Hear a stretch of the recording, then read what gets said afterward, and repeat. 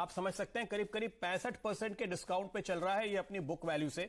इस सेक्टर के को लेकर अभी अभी लोगों को अब होश आता हुआ दिखाई दे रहा है।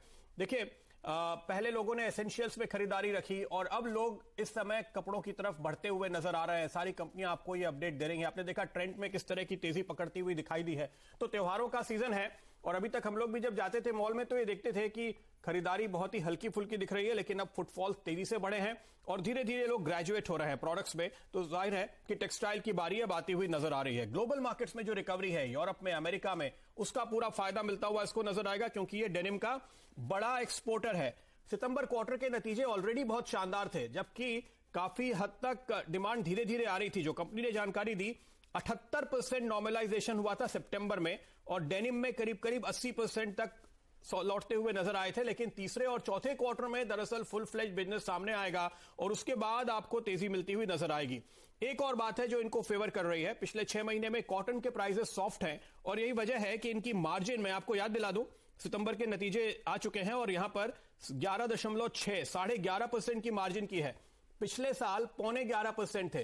तो ये देखिए मुश्किल समय में जब कंपनी अच्छी मार्जिन करती है, जब टर्नओवर बहुत ज्यादा नहीं बढ़ा, तो जब टर्नओवर बढ़ता है, ये हम सभी लोग जानते हैं, उसको ऑपरेटिंग लेवरेज कहते हैं। जब टर्नओवर बढ़ता है, फिक्स कॉस्ट चूंकि आपकी नहीं बढ़ती, तो मार्जिन और एक्सपैंड होती है। इसलिए एनालिस्ट कह रहे हैं कि मार्जिन जो है 12.5 से 13% होगी इस क्वार्टर में और अगले क्वार्टर में और बढ़ेगी। तो मुनाफा उसी रफ्तार से आपको बढ़ता हुआ नजर आएगा।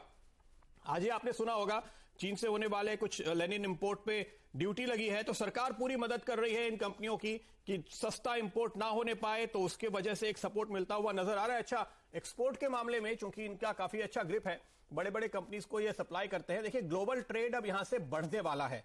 अमेरिका और चीन के रिश्ते तो बहुत सुधरेंगे ऐसा नहीं लगता, लेकिन दूसरे देशों के साथ अमेरिका का ट्रेड बढ़ेगा बाइडेन एडमिनिस्ट्रेशन के आने के बाद।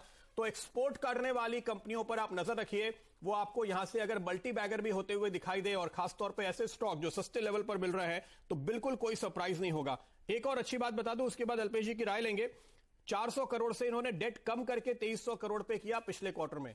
मुश्किल दौर में जब टर्नओवर आपका अभी नॉर्मलाइज हुआ नहीं है, मार्जिन बढ़ा ली, डेट कम कर लिया, ये एक अच्छे शानदार मैनेजमेंट के सारे गुण हैं। इंस्टीट्यूशंस के फेवरेट स्टॉक होने के सारे लक्षण हैं। 5 में से 1 शेयर इंस्टीट्यूशंस के हाथ में है, डीआईआईज और एफआईज तो वैसे ही नहीं है। इन्होंने अपने परफॉर्मेंस पे वो प्रूव किया है। अल्पेश लिमिटेड और 50 रुपए